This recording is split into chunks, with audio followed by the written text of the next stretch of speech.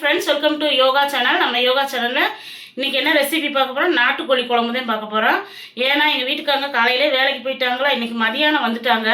ஹாஸ்பிட்டலில் வர சொல்லியிருந்தாங்க, போகலாம் அப்படின்னு. நீ வந்துடு அப்படின்னாங்க. நான் வர முடியாதுங்க, நீங்கள் வாங்க அப்படின்னு. சரி, நான் வீட்டுக்கே வந்துடுறேன் அப்படின்ட்டு வரும்போது நாட்டுக்கோழி எடுத்துகிட்டு வருவான்னு கேட்டாங்க. சரி, எடுத்துகிட்டு வாங்க, செஞ்சு வச்சுட்டே போயிடலாம் அப்படின்ட்டு நான் அவங்க வரதுக்குள்ளே வெங்காயம் எல்லாமே தொளிச்சு வச்சுட்டேன்.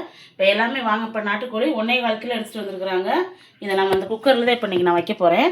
இப்போ நான் அவங்க வர்றதுக்குள்ளே எல்லாமே க்ளீன் பண்ணி வச்சுட்டேன். அதாவது வெங்காயம், பூண்டு எல்லாம் உரிச்சு வச்சேன். ஏன்னா இஞ்சி பூண்டு பேஸ்ட்டும் இல்லை, அதனால் அதுக்குமே எல்லாம் ரெடி பண்ணி வச்சேன். இன்றைக்கி காலையில் இவங்க ஸ்கூலுக்கு போகிறதுலேருந்து நான் வேலையை எனக்கு இதுதான் வேலை.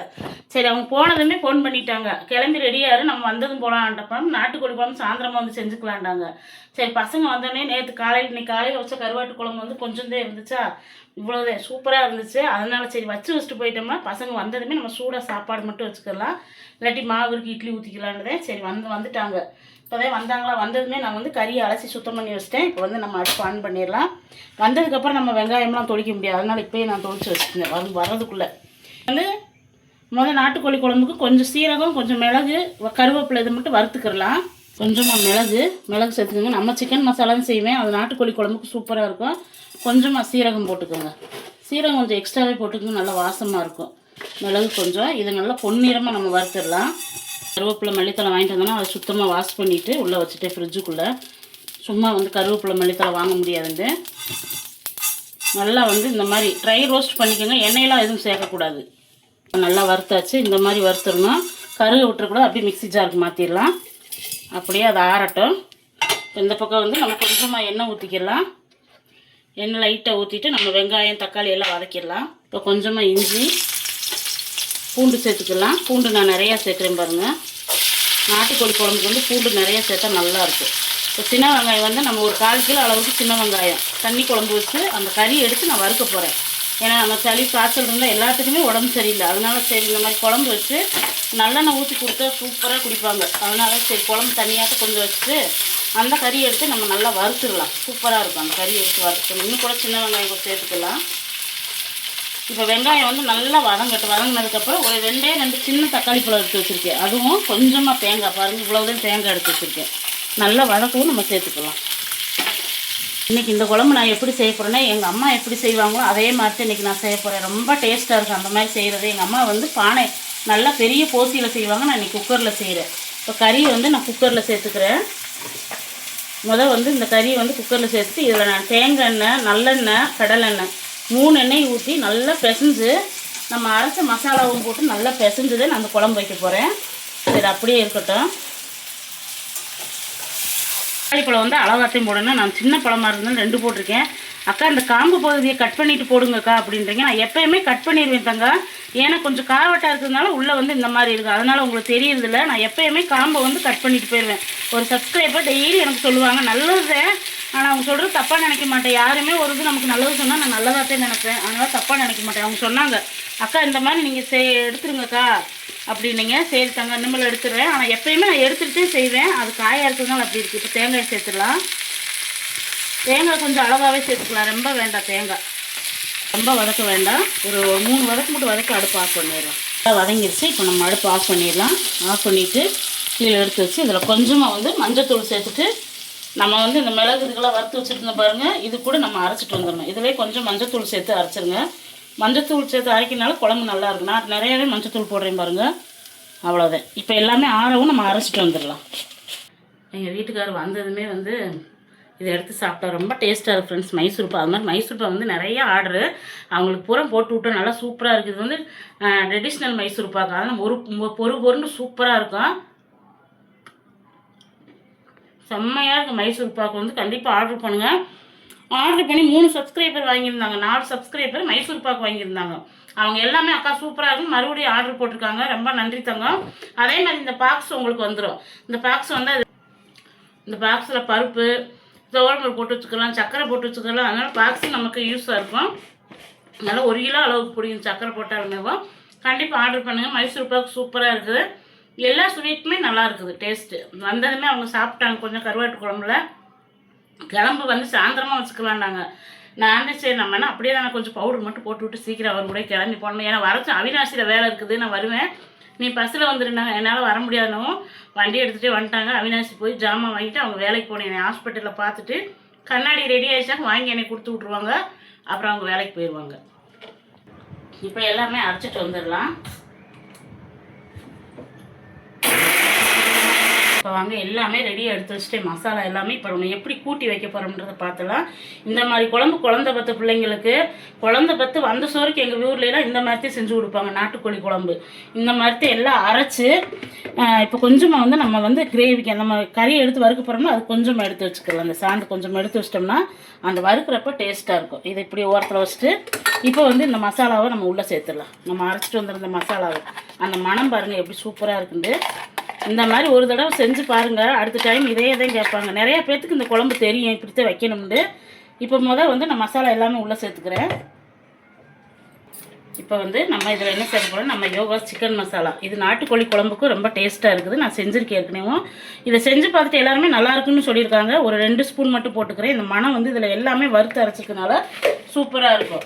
அதேமாதிரி நம்ம குழம்பு தூள், அந்த குழம்பு தூளில் வந்து இப்போ வந்து இதில் வந்து ஒரு 2.5 ஸ்பூன் குழம்பு மிளகாய் தூள். இது ரெண்டுமே போட்டு இந்த நாட்டுக்கோழி செய்கிறப்ப சூப்பராக இருக்கும் குழம்பு செய்கிறப்ப. இப்போ போட்டாச்சு. இப்போ வேறு இதில் என்ன சேர்க்க போகிறேன்னா, இதில் வந்து நல்லா இதயம் நல்லெண்ணெய் சேர்த்துக்கோங்க. இது நல்ல எண்ணெய். நான் இதயம் நல்லெண்ணெய் வாங்கிட்டு டப்பாவில் ஊற்றி வச்சுக்கிடுவேன். கொஞ்சம் சேர்த்துக்கோங்க. நல்லெண்ணெய் சேர்த்துட்டு கொஞ்சமாக தேங்காய் எண்ணெய் சேர்த்துக்கிறோன்னா கண்டிப்பாக அந்த மனம் சூப்பராக இருக்குது. தேங்காய் எண்ணெய் கொஞ்சம். இப்போ வந்து கடல் எண்ணெய். இந்த 3 எண்ணெயும் சேர்த்து உப்பு போட்டு நல்லா பிசைய போகிறப்ப இப்போ கடல் எண்ணெய் எல்லாமே சேர்த்தாச்சா நம்ம உப்பு சேர்த்து பிசைஞ்சிடும். சளி, இருமல், நெஞ்சு வலி இந்த மாதிரி இருக்கிறவங்களுக்கு கண்டிப்பாக இந்த மாதிரி செஞ்சு விடுங்க. இப்போ உப்பு போட்டு நல்லா பிசைஞ்சிடலாம். எல்லாமே பிசைஞ்சிடணும் அந்த கலவையோட. பிசைகிறப்பே அந்த மனமே பாருங்க அவ்வளோ சூப்பராக இருக்கும். இந்த 3 எண்ணெயும் சேர்ந்து பிசைகிறதுனால இப்போ வந்து தண்ணி சேர்த்துக்கலாம். நம்ம மிக்ஸி ஜார் அலசின தண்ணி நான் கொஞ்சம் வச்சு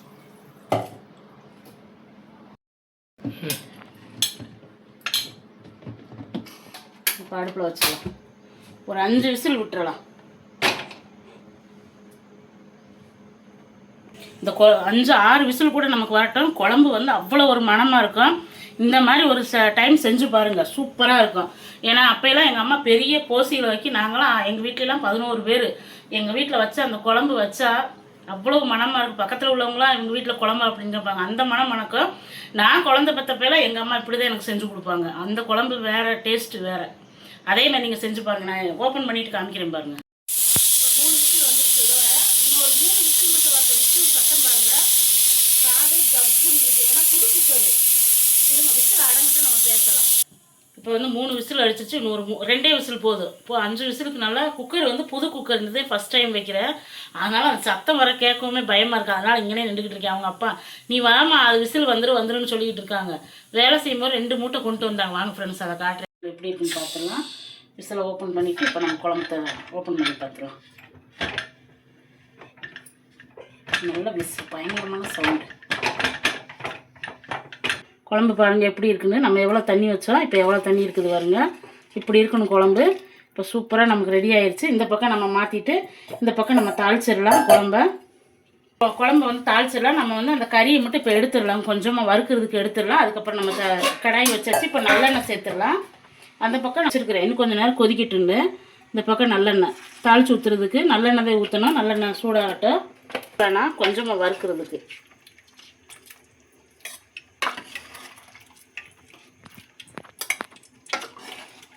குழம்பு தாளிச்சிடலாம். கடுகு சேர்த்துடலாம். கடுகு நல்லா பொரிஞ்சது. சின்ன வெங்காயம் சேர்த்துக்கலாம். ஒரு கைப்பிடி சின்ன வெங்காயம் சேர்த்துக்கோங்க. நல்லா கலர் மாறட்டும். கருவேப்பிலை, மல்லித்தலை நல்லா இப்போ குழம்பு இந்த பக்கம் நம்ம குக்கரில் கொதிக்க வச்சுட்ருக்கோம் பாருங்க. அப்படியே தூக்கி இதுக்குள்ளே போட்டுடலாம். நல்லா வந்து கலர் மாறிடணும். அந்த வெங்காயம்லாம் கலர் மாறினாக்கே நமக்கு சூப்பராக இருக்கும் குழம்பு. இப்போ தூக்கி குழம்புல சேர்த்துடலாம். அப்படியே குழம்பு கொஞ்சம் நேரம் கொதிக்கட்டும். இதில் நம்ம இப்போ வறுத்துடலாம். அதே நல்லெண்ணெய் ஊற்றிடலாம் கறி வறுக்கிறதுக்கு. சேர்த்துக்கலாம். கடுகு நல்லா பொரிஞ்சது வந்து சின்ன வெங்காயம், ஒரே ஒரு பச்சை மிளகா, ஒரே ஒரு வரமிளகா சேர்த்துக்கலாம். இது வந்து வறுவலுக்கு. இந்த கோழி இந்த கறியை வந்து வறுத்துக்கணும். இந்த மாதிரி வறுக்கிறப்ப சூப்பராக இருக்கும். இப்போ போட்டுடலாம். இதில் உப்பு சேர்த்து விட்டுடலாம். கறியில் உப்பு இருக்கும், நம்ம கொஞ்சமாக உப்பு சேர்த்துக்கலாம் லைட்டாக. கொஞ்சமாக மஞ்சள். இப்போ நல்லா வதக்கி விட்டுறலாம்.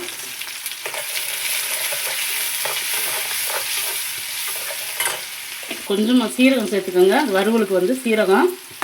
இப்போ வந்து நம்ம கறியை போட்டுடலாம். போட்டு நல்லா கிளறி விட்டுறலாம். இப்போயே வந்து இந்த கிளறப்பே வந்து நம்ம எடுத்து வச்சுருந்த மசாலா சேர்த்துடலாம்.